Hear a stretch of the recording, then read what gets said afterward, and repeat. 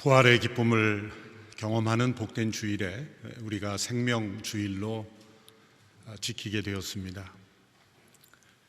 역사적으로 생명을 죽이고 학대하고 경시하는 풍조는 악의 영이 그 시대, 그 나라, 그 영역을 장악했을 때 일어나는 전형적인 현상들입니다.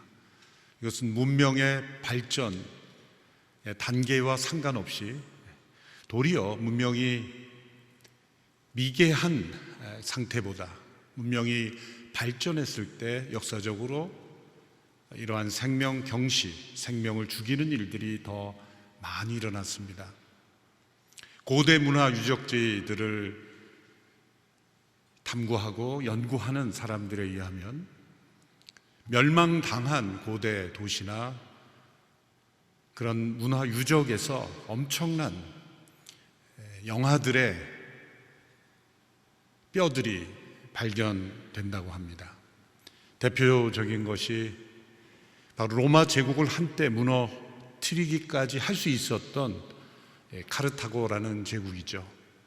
작은 나라, 도시 국가에 불과했던 카르타고는 로마 제국을 위협했습니다. 유명했던 한니발 장군의 전략과 또 용기, 전술로 인해서 로마 제국은 속절없이 수차례 무너졌습니다. 이렇게 로마 제국이 무너지는 것이 아닌가 싶을 정도로 로마 제국은 한니발 장군의 이끄는 카르타고 군인들에 의해서 정복당했죠. 그렇게 뛰어나고 용맹스럽던 카르타고가 어떻게 도리어 한순간에 무너질 수 있는가?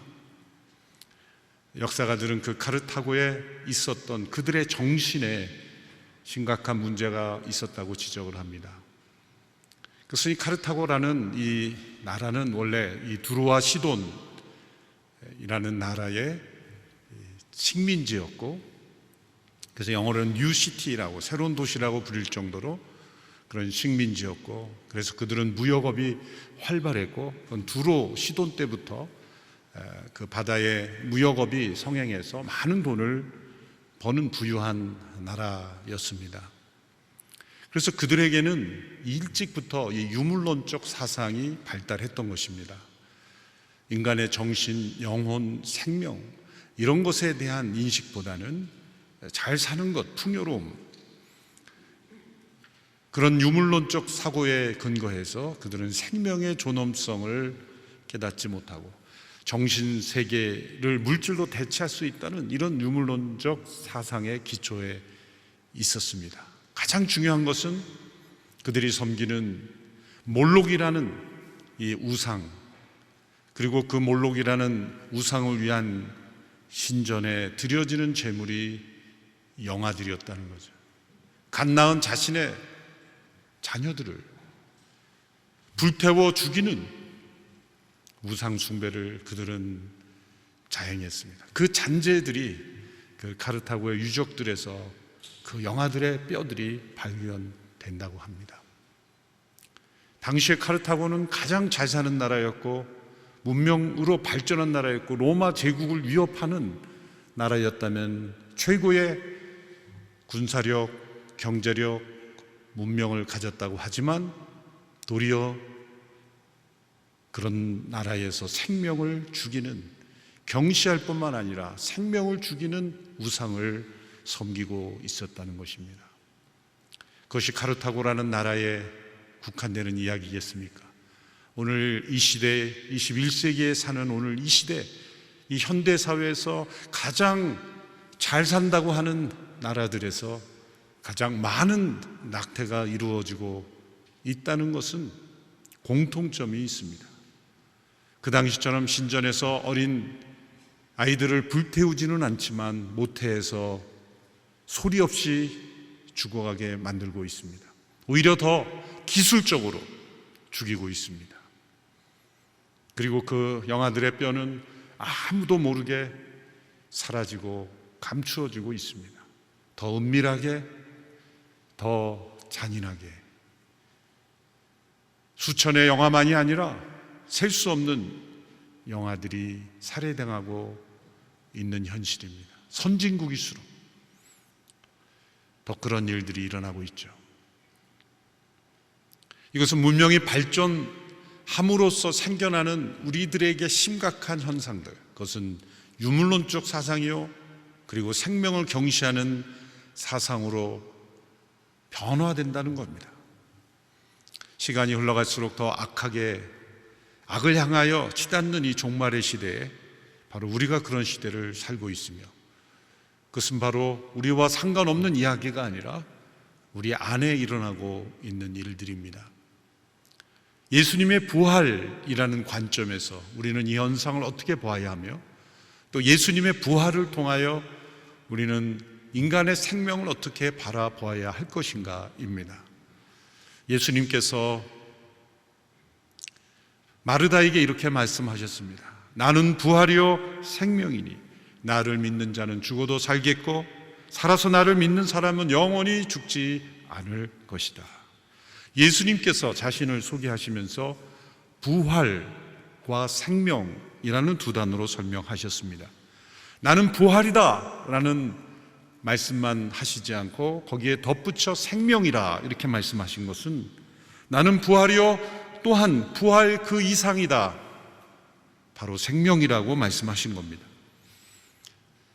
나는 부활과 생명에 대한 진리를 전한다고 말씀하지 않고 내가 곧 부활이요 내가 곧 생명이라고 말씀하셨습니다. 이 부활이라는 단어 후에 이 생명을 말씀하신 것은, 이 생명은 십자가와 부활을 통해서 얻으신 생명이라는 뜻입니다. 예수님은 이 생명을 위해서 이 땅에 오셨고 이 생명을 위해 십자가를 지셨고 이 생명을 위하여 부활하신 것입니다. 인간의 생명이 왜 소중합니까? 구체적으로 말하자면 인간에게 있는 이 자연적 생명이 왜 소중합니까? 그것은 단지 살아있는 존재이기 때문만은 아닙니다. 단지 살아있는 존재이기 때문에 소중한 것이라면 불교가 주장하는 대로 가는 것이죠. 살아있는 식물도 죽이면 안 되고 살아있는 동물도 먹어서는 안 되고 소위 살생하면 안 되는 것이죠. 단지 살아있기 때문에 소중한 것입니까? 인간의 생명이 소중한 것은, 모든 생명은, 하나님께서 창조하신 모든 생명은 영원한 생명으로 이어지는 생명이기 때문입니다. 신약 성경은 생명을 두 가지 종류로 구분하여 설명하죠. 첫째로 영적 생명, 이 조에라고 하는 것, 영원하신 하나님 안에 있는 생명입니다. 둘째로 자연적 생명, 비오스라는 단어를 통해서 자연을 의지해야 하는 이 생물학적 생명을 뜻합니다. 이 조에와 비오스 두 가지로 설명하죠. 이 자연적 생명, 비오스는 또 두 가지로 나누어져 동식물의 생명과 인간의 생명입니다. 이 동식물의 생명은 그저 있는 그대로 존재하는 본능과 자연 질서에 순응하는 생명입니다. 땅 위에 있는 동물은 철저히 땅 위에 있고 물속에 있는 생물은 철저히 물속에 존재하는 생명입니다. 그런데 인간의 생명은 이와 다릅니다. 인간은 두 발로 땅을 딛고 살지만 저 높은 산에 오르고 저 높은 우주를 여행하고 저 깊은 바다를 탐험합니다. 자연 질서에 의존하면서도 그 질서를 뛰어넘습니다. 왜? 인간에게만 이 자연적 이 생명이 이처럼 다른 것일까요? 그러한 모습들이 보여주는 이유는, 인간의 자연적 생명은 비오스의 단계만 머물도록 창조된 것이 아니기 때문입니다. 하나님께서 창조하신 생명은 영원한 하나님의 생명과 자연적 생명이 연결된 존재로 창조된 것입니다. 그런데 이것을 끊어버리고 단절시킨 것이 바로 인간의 죄입니다.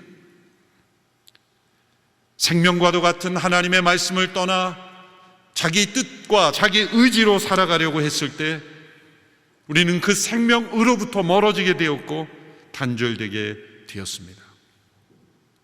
그로 인하여 우리는 마치 뿌리가 잘린 나무처럼, 줄기에서 끊어진 꽃송이처럼 살아있으나 살아있는 것이 아닌, 살았으나 죽은 자와 같은 유한한 인생이 되어버렸습니다. 영원한 생명을 잃어버린 존재가 된 것입니다. 인간에게 주어진 숙제는 이것을 다시 연결하는 겁니다. 인간의 힘으로, 피조물의 힘으로 모든 인간들이 기회를 모으고 함께 협력해도 있을 수 없는 일이고, 도저히 이것은 다시 회복할 수 없는 것입니다. 인간의 지능이 발전돼서 인공지능이 나오고 의학이 발전해서 수많은 의료 기술들이 나온다 할지라도 이 인간의 자연적 생명, 비오스를 영원한 조의 생명과 연결할 수 있는 인간의 기술은 존재하지 않습니다. 불가능합니다. 그것은 그 생명을 창조하신 하나님께서 행하셔야 하는 일입니다. 그 일을 행하시기 위해서 오신 분이 예수님이십니다. 예수님을 우리가 독생자라 부릅니다. 독생자라는 영어로는 one and only begotten son, 유일하신, 그리고 낳아지신 분이라는 거예요. begotten son, 낳아지신 분이라는 거예요. 이 낳는다라고 하는 단어는 같은 종류를 설명할 때 낳는다는 거예요. 사람은 사람을 낳습니다. 사람은 새를 못 낳습니다. 사람은 동물을 못 낳습니다. 사람은 사람을 낳을 뿐이에요. 같은 종류를 낳을 뿐이에요. 다른 종류는 만듭니다. 하나님은 사람을 만드셨어요. 하나님은 사람을 낳지 않으셨어요. 만드셨어요. 하나님과 사람은 분명한 차이가 다른 종류입니다. 사람은 비행기를 만들고 사람은 자동차를 만듭니다. 하나님께서 낳으신, 하나님과 같은 종류이신, 본질상 하나이신 그분의 아들, 유일하신 아들이신 예수 그리스도, 그분이 육신이 되어 이 땅에 오신 이유는 무엇입니까? 육신으로 오시되 인간의 비오스의 생명으로 오신 이유는 무엇입니까? 그 생명을, 자신을 들여 죄의 대가로 치르시고 하나님의 용서가 부어지게 하신 까닭은 무엇입니까? 그리고 그 죽음에서 다시 부활하신 이유는 무엇입니까? 그것은 부활하신 예수님께서 우리에게 그 생명을, 이 부활의 생명을 우리에게 다시 주시기 위해서, 회복시키기 위해서, 곧 비오스의 생명을, 영원한 이 조의 생명과 다시 연결시키기 위해서 오신 것입니다.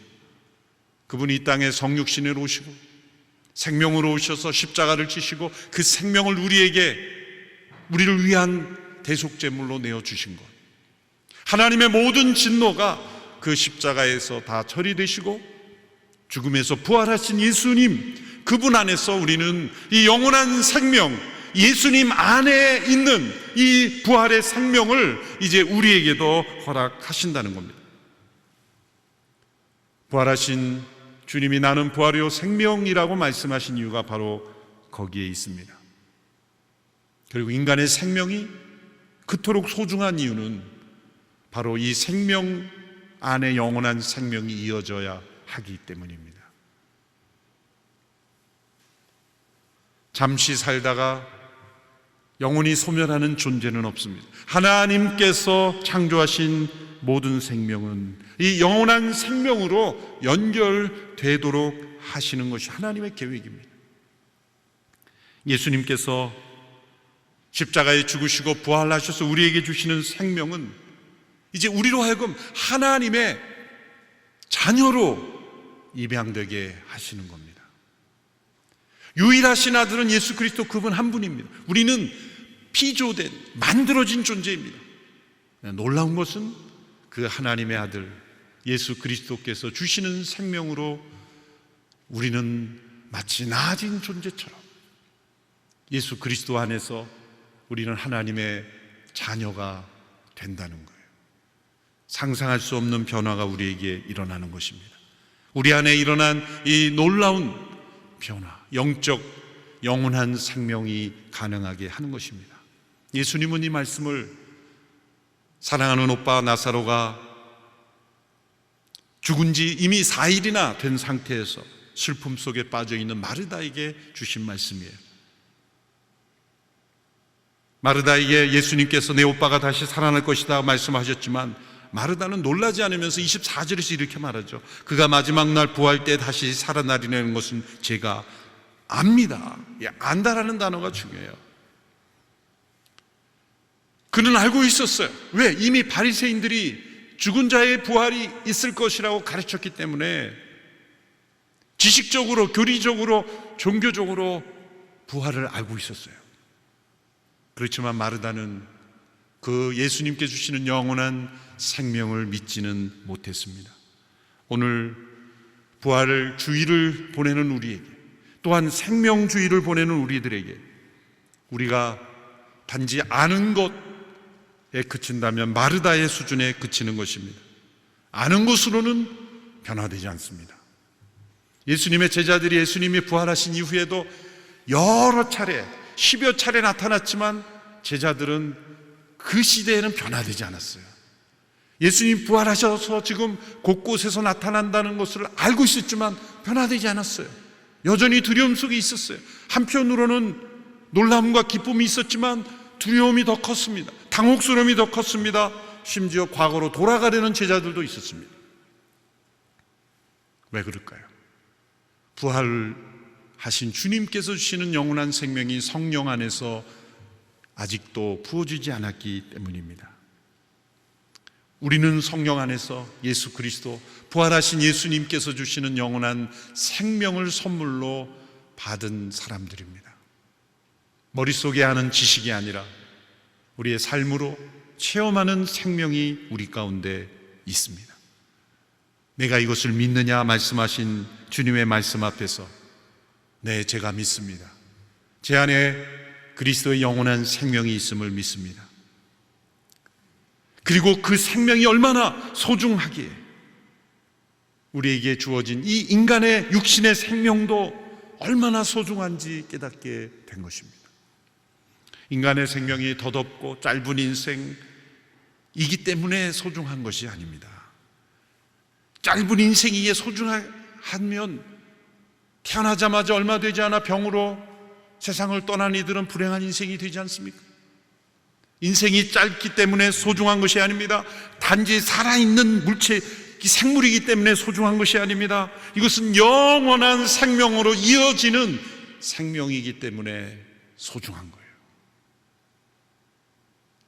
이것을 모태로부터 지키고, 그리고 이 생명이 호흡이 있는 한 우리 안에 영원한 생명이 모든 생명들에게 부어지기를 우리는 함께 기도하며 노력하며 사역해야 하는 것입니다. 그리스도께서 부활이십니다. 또한 그분은 우리의 생명이십니다. 나는 부활이요 생명이니 말씀하신 그 예수님의 말씀을 우리가 믿을 때 우리 온누리교회 안에, 그리고 한국교회 안에, 이 대한민국 안에, 온 세상에 하나님이 창조하신 생명을 천하보다 소중히 여기며, 또한 천하보다 소중한 그 생명이 영원한 생명으로 변화되기를 우리는 계속해서 기도하는 저와 여러분이 되기를 주님의 이름으로 축원합니다. 기도하겠습니다. 하나님 아버지, 부활이요 생명이 되신 예수 그리스도 안에서 우리를 변화시켜 주시고 우리에게 영원한 생명의 능력이 되어 주시니 감사합니다.